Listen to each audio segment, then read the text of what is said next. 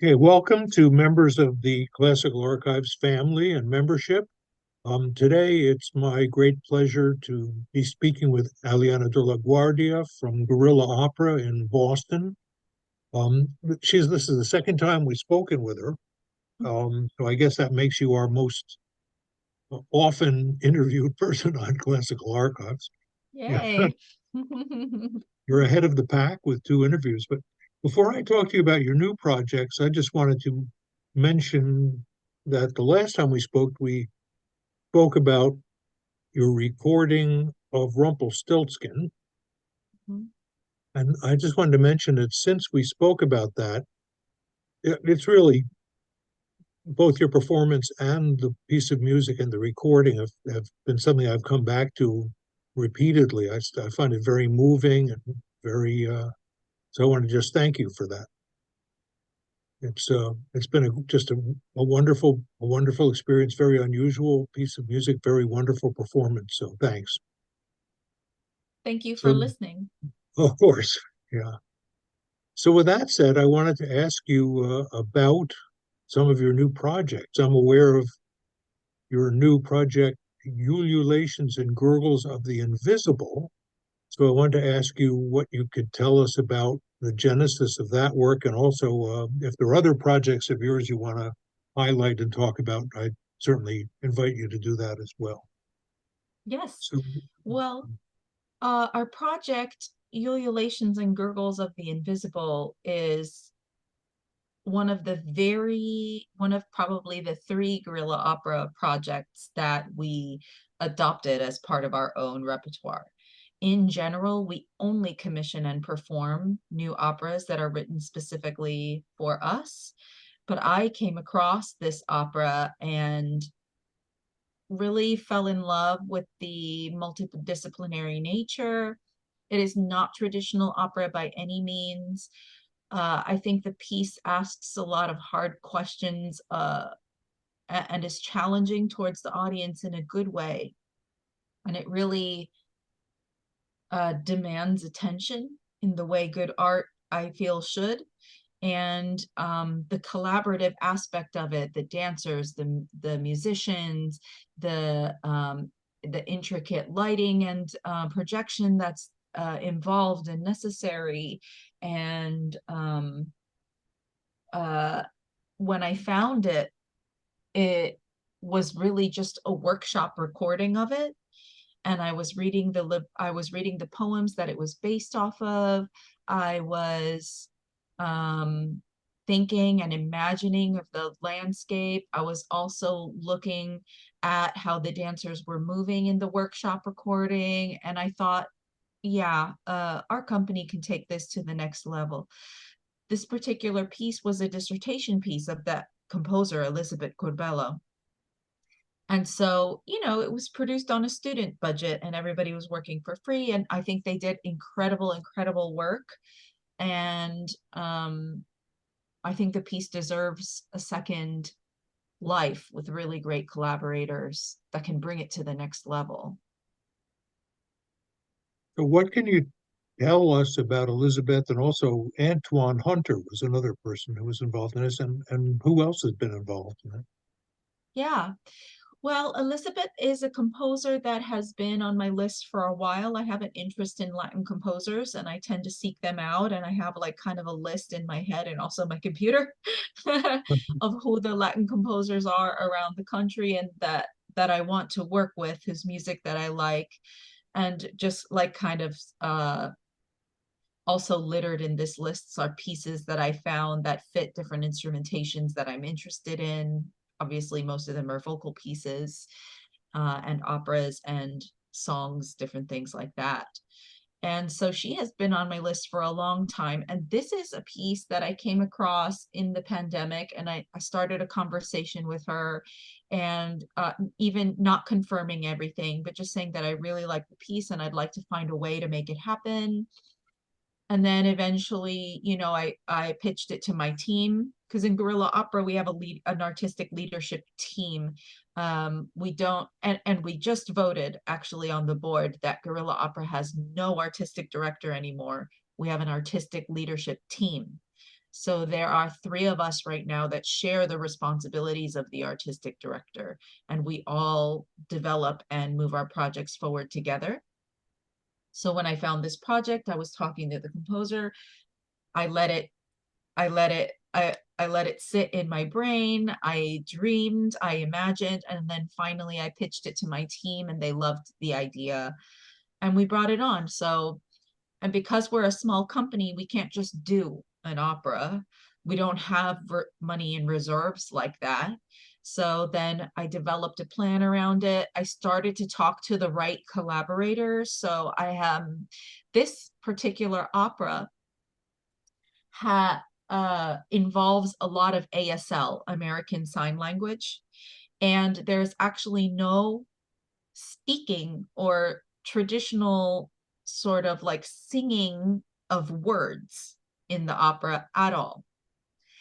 And that interested me because it really does question how we think about opera and what it is to us, and it challenges the traditional stereotypes that we have. And I don't mean like a lady with horns stereotype, but just Yeah. the traditional idea, the traditional stereotype of what we think opera is, this big dramatic thing on the stage with these ladies in these big gowns and somebody dies at the end. And this is an opera that is very much postmodernist, and it challenges those ideas, but also embraces some of those ideas. So um, that that really interested us about the project, and also requires a very special collaborator, And so I had been talking to different artists that were part of the deaf community that had experience with directing, and eventually Antoine and their company, the Urban Jazz Dance Company, was recommended to me by a colleague at the New England Foundation for the Arts that has a big dance program and funds a lot of dance. And so when I spoke to this particular person, they directed me towards the grant that that particular company received, and I checked out their work and I thought, oh my God, these are world class dancers. They perform all over the world. They have an international deaf dance festival that they produce in the Bay Area. They're across the country. And I said, this seems like an auspicious and ambitious and near impossible collaboration. Let's try to do it. That's our nature. And we had a wonderful conversation with Antoine and their colleague Zana.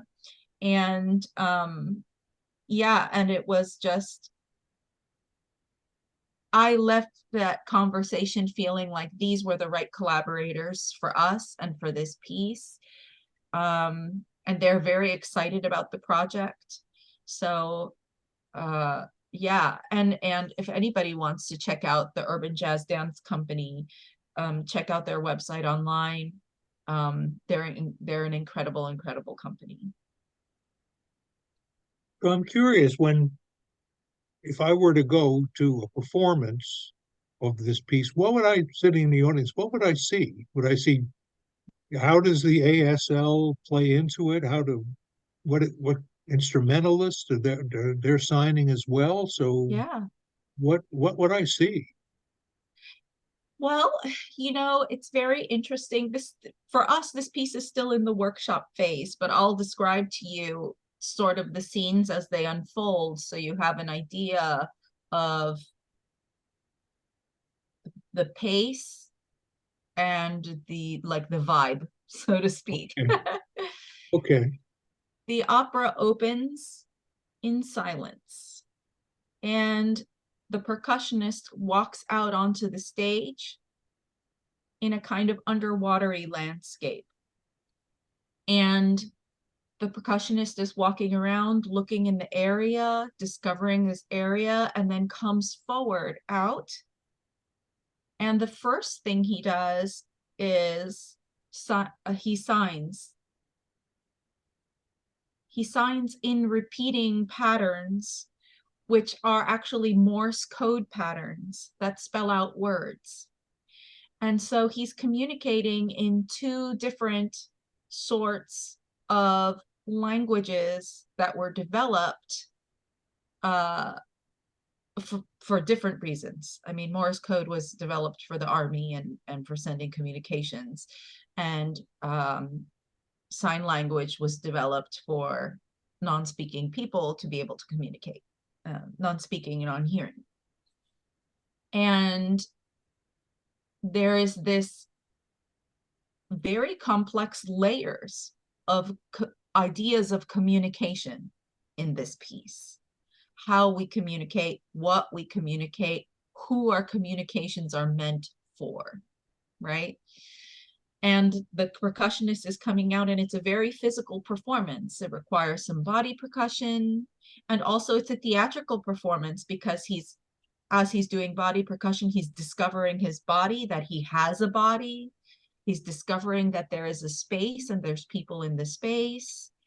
And then he goes to the percussion setup and starts to play and explore with different sounds that are submerged in water. So wooden bowls, temple bells, different things that have different textures when they are submerged in water. Then the dancers come out in the second movement. The dancers tell the story of the Silent Boy. The Silent Boy is a very famous poem by Federico Garcia Lorca, in which he describes a child, but he's not actually just describing a child. He's actually describing his inner child and his self-parenting um, uh, in a way that's beyond his time. At the time that Federico Garcia Lorca was at his height and was writing, both psychology and um, mysticism, they were connected and also growing at the same time, because there was an interest, a societal interest in knowing the self and understanding what it is to have a soul. So there's these complex layers within the poetry where he's talking about lamenting how as a child he felt he did not have a voice because he was gay and he was living in a fascist Spain, you know, and lamenting that he could never have a child in the way that he wanted to have a child. You know, he wanted to live as a gay man with a man and to be free, to be who he was. And that's the whole idea of the voice and not having the voice. There's also a larger concept in the opera of the ring. There is a ring that is referred to in the poem of the Silent Boy. And the ring is it's a physical attachment. Rings represent promises. Rings are things that you wear that signify belonging, like, yes, to a person, but also to a family, that signify coupling, that signify partnership, and indicates wanting to give a ring to a king. Different things that allude to his gayness and his wanting to be open in loving, you know. And so there's these larger themes of knowing the self, wanting to be free, wanting to have a community, wanting to transcend who you are. They're very deep, very beautiful poems. The second movement, the dancers come out and tell the story, and they dance and sign, which to me is very much like singing. Singers play with language. They make it beautiful with their voice. They stretch the tempo. We sing different notes that go up and down, and these dancers are doing the exact same things with language with their body. So they're stretching the language, they're playing with tempo, they're playing with duration, they're playing with the repetition of the words, they're playing with the length of the words. And it's a very beautiful moment. And the dancers' names are all the guiding voice, and they all have different beautiful and very evocative names in that way, like they're angels coming out, or they're like little stars that are coming out to like guide this main narrative. And then in the third movement, somehow the ring makes its way to a queen. This queen is going to get married, and the ring signifies for her that the structure of marriage and the structure of being a wife, and hits on those notes again of knowing the self, being able to be free to make choices and to be herself. And this, in this movement, it's a big coloratura aria, but again, it's combined with sign language, and the pianist is her shadow. So again, much like in Jungian psychology, you have the self and you have the self's shadow, and the shadow represents the things about the self that you don't want to acknowledge, or maybe you're ashamed or you're embarrassed to acknowledge. The parts of ourselves that we keep hidden from others because of different things. And so the queen, in a way, is combating her shadow, these traditional ideas of what things should be, of what marriage should be, of how she should be. And they perform together in sign language, and they have beautiful choreography. This piece is very interesting because all of the musical performers, I should say, excuse me, all of the musician performers, because dancers are musical performers too. Sure. All of the musician performers perform physical. They're very physical roles, and it demands choreography of them as well as sign language. So they're communicating in a language that is a little unusual to them, and also creating these scenes. And I think for a percussionist and for a pianist, that's unusual. And that was interesting to me because, again, it questions the status quo of traditional operas, where the musicians are in the pit, and the singers are the ones that are driving the narrative. Mhm. At the end of this scene, the queen throws the ring away, and then somehow the ring transmutates. And Okay. the finale is a company performance with the three musicians and what we hope will be 5 dancers. And our goal and our next step for the project is to incorporate 4 more dancers. We haven't even talked about the motion sensor controller, but You this know, that's really a the question. narrative. It's a very abstract narrative, but it's also a really beautiful narrative, and it's very much in line with postmodernist paintings. It's very much in line with postmodernist ideas of how music can be structured, and we like that. May I ask you, is the story of the Queen and the Ring, is that also rooted in Lorca poems, or is Mhm. that something new? Okay. Yeah, all of the movements are inspired by poems of Garcia Lorca, and usually the poems are performed in some way or other, um, almost always in sign language. Yeah. All I can say is wow. You know, that's what a project, what a conception, and you're obviously so excited by this and so involved. It makes me excited. I'm sure it'll make our watchers excited as well. Thank you. So when the time comes, do you yet know when there will be an opportunity for people to see an actual performance of this, or is that, it sounds like it's very much a work in progress at the moment, right? It is very much a work in progress. I mentioned briefly that there's motion sensor technology. So for this opera, there are motion sensors that are attached to the dancers. We are experimenting with the idea of also attaching motion sensors to the musicians. We're not sure, but it's an idea. we're an experimental company, so we ask a lot of questions and we come up with a lot of ideas, and then we experiment and we see what works and what doesn't. So that's the phase that we're in. We have ideas that we want to incorporate. We want to make the technology faster. We want to remove a little bit of latency from the technology.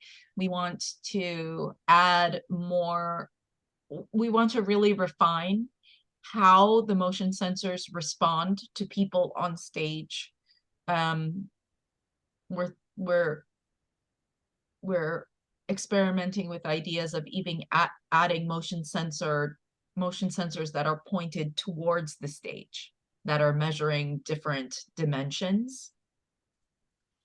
So after this our very first workshop was just to like see what the heck it is we had, and to have a first collaboration and to learn really what it takes to put on a show that's like this and how we want to work as a group.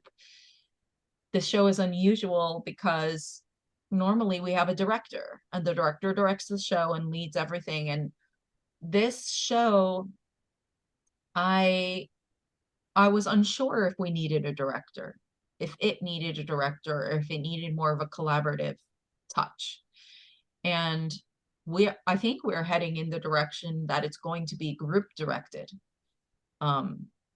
So that always takes a little longer, and it takes a little bit more experimentation, and it's a very exciting direction for us because we're already a group oriented, a team oriented ensemble.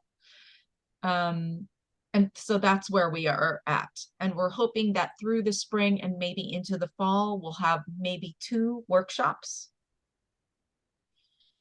And then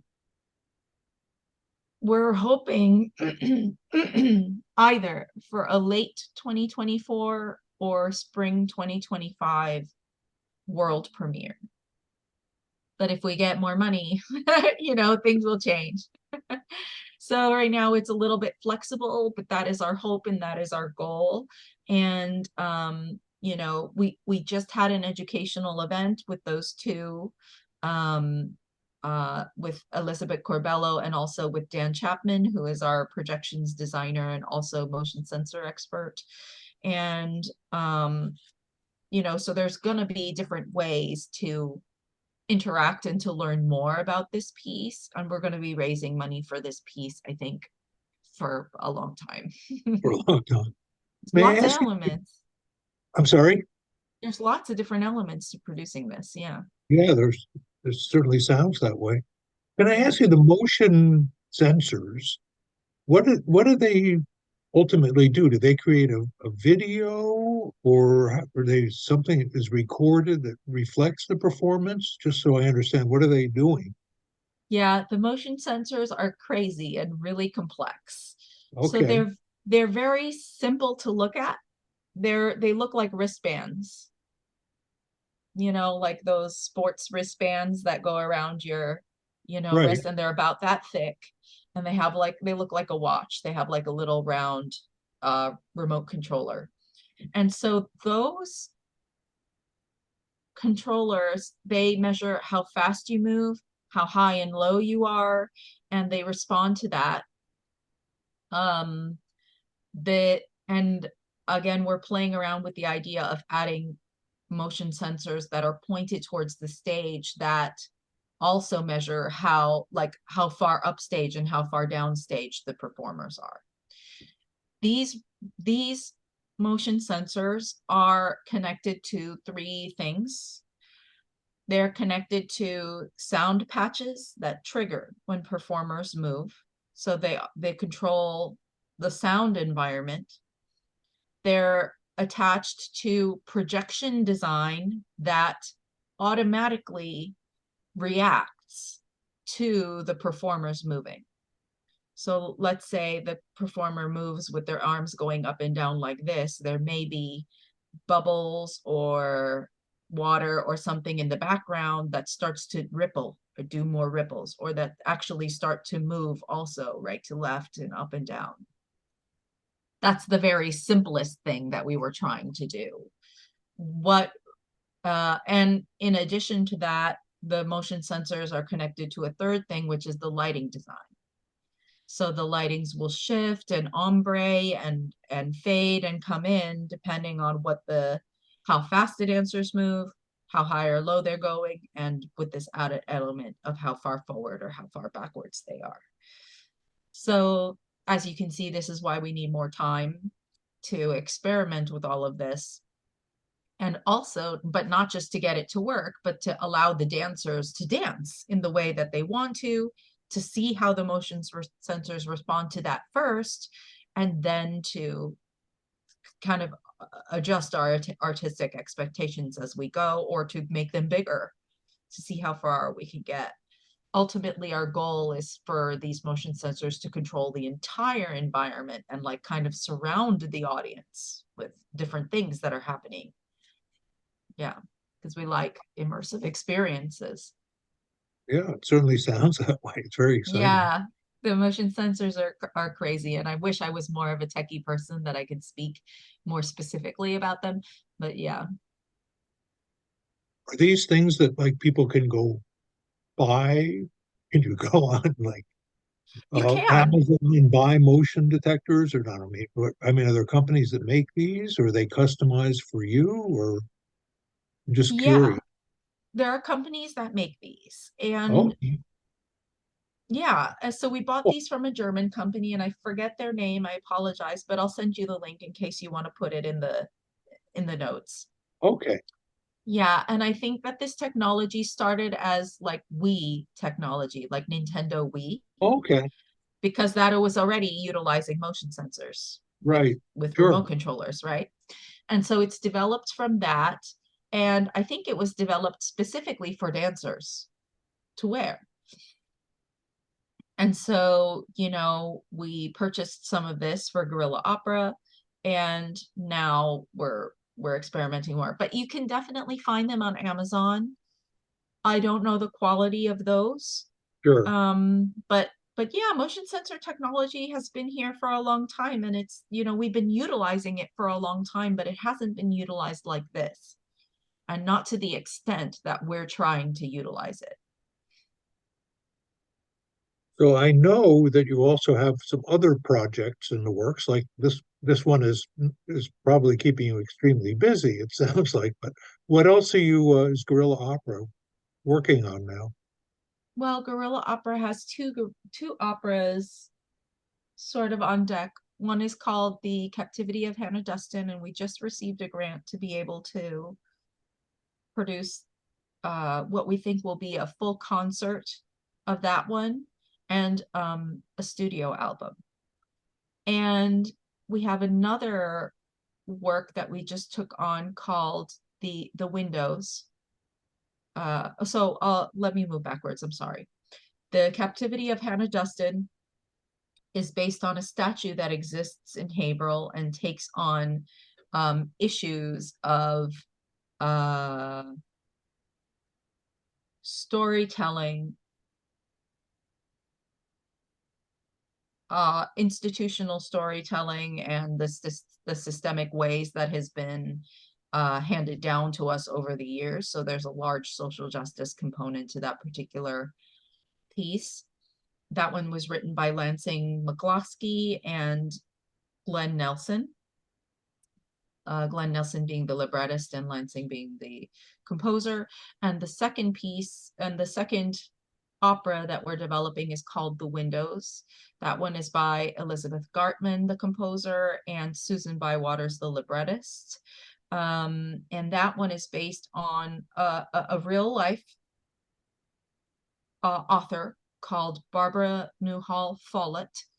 And she was a very interesting person who was a child prodigy and wrote bestsellers when she was 12 and 13 years old, and was a very interesting character, became married at around age, I don't know, 24, And then at age 25, had some mental health issues, we think. And at age 25, walked out of the house with $500 in her pocket and never returned and was missing ever since. And this happened about when? About what year? Like around 1920, in the Oh, wow. 1920s. Yeah, Very, and is local to Boston area. So that we find that to be very interesting, and we find the delving into that kind of uh, delving into mental health for artists, you know. So we're very excited about that one, and we're still at the very beginning, the fundraising phase. neat. It's not Yeah. very often you hear about an opera that's based in Haverhill, Massachusetts. You know, I Well, mean, yeah, the captivity of Hannah Dustin is based on a Stitch statue that is in Haverhill. And then right. also, but Barbara Newhall Follett was more in the greater Boston area and Brookline more specifically. Okay. So yeah, we do have kind of a strong Massachusetts theme going with these two with these two operas. That's cool. I mean, I was just recently, the Met just did Tannhäuser, revived a performance of Tannhäuser. So we know that starts in the Venusberg. So if there's the Hmm. Venusberg, why not Haverhill, Massachusetts? Why not Boston? Yeah, exactly. Why not? So I know, don't you also have some projects going with Hispanic composers as well? Yeah. I Okay, do. So with my duo Bahue, it is our express mission to uplift Latinx artistry through music. And we have a project called the Latinx Miniature Composer Challenge. This is a project I based almost exactly off of the Black Composer Miniature Challenge by Castle of Our Skins. And this year we announced the two projects together as sister projects. Both projects challenge composers that identify, in our case, of the Latin diaspora, and of their case, of the African diaspora, um, to write 30-second works for the duo. For Castle of Our Skins, it's a different instrumentation, and for us, it's for our duo. This year is the theme is voice and vibes, vibraphone. And we award each composer that we select as like the ones that we're going to perform a little bit of money. And this year, what we would like to do is to publish the songs as part of an anthology so that people can have them. great. Can I ask Yeah. you if people who are watching this are interested in listening more? Because after all, classical archives is a listening medium. So are there recordings that we might have in the library that people could listen to beyond Rumpelstiltskin? Are there others as well? Well, for Guerilla Opera, we have 4 studio albums that people can listen to, and they're all 3 of the 4 are published through Parma Recordings, which means that you can find them on Naxos, Great. and they're available to you if you're at a university and you have access to that archive, or if you're just a lover and you have access to that archive. Um, Rumpelstiltskin, Loose Wet Perforated, and I Give You My Home is our most recent release on Parma Recordings on the Navona Records label. And those are all available to listen to. We have another called Say It Ain't So Joe by Curtis Hughes. That one is based on the vice presidential debate of 2008. And we I don't know that that one is available to listen to online, probably yes through Spotify, but we also have a Guerilla Opera store, which you can buy these CDs, and you can also buy them online from Naxos and from other online retailers. Terrific. So if people want to know more about Guerilla Opera and about your projects, and maybe even, shall we say, support your fundraising efforts, where should they go? Guerilla Opera, your own website? Yeah. So we have guerillaopera.org/support if you'd like to support us. We have big goals for our fundraising this year, so we're happy to have any and all support at whatever level is meaningful. And if you want to learn more about Ululations, we have also information up on our website. If you go to the tab that says repertoire, you can actually find a page on every single opera that we have produced and the operas that we have in progress. So the page for Ululations is there, and it outlines what we want to do, what it's about. It has 2 videos there that you can see how we worked on it, and another one that just shows the compilation of what the result of that was. And if you would like also to listen to last year's Latinx Miniature Challenge that you can find on Bahue Duo, BAHUE duo.com/LCMC, Latinx Composer Miniature Challenge. And you can listen to all of the pieces that were submitted from last year.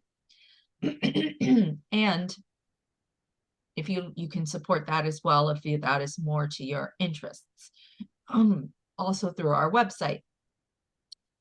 And if you'd like to know what's going on with me, you can go to my website at alianadelaguardia.com. I have my news page. I have a thoughts page where I blog. It gets a little woo-woo, but I like that, and I think it's fun. And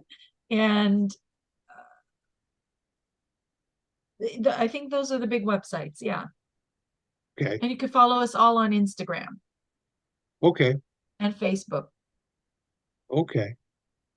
Well, this is all really tremendously exciting. Um, and good going. You Thank know, you. it's nice for a small opera company to just not be doing Traviata and Bohème. Not that I dislike those operas, Yeah, of but course. why try to become a mini metropolitan opera when you can do such interesting things, you know? So good going. So is there Thank anything you. else you'd like to tell our watchers about? We've covered a lot of. I think that's a lot. I think so too. I'm someone that has a lot going on, but Well, that's how that's I like my great. life. Well, that's great, and we're the beneficiaries of. So thank you. So I Thank you. guess we can ring off, and I can't thank you enough for spending this time with me and with our watchers. So Thank you. um, thanks a million, and have good holidays and happy creativity ongoing. Okay. You too, and Happy New Okay. Year. Yeah, you too. Okay. Thanks so much for taking the time. All the best, huh? Thanks. Bye. Bye-bye.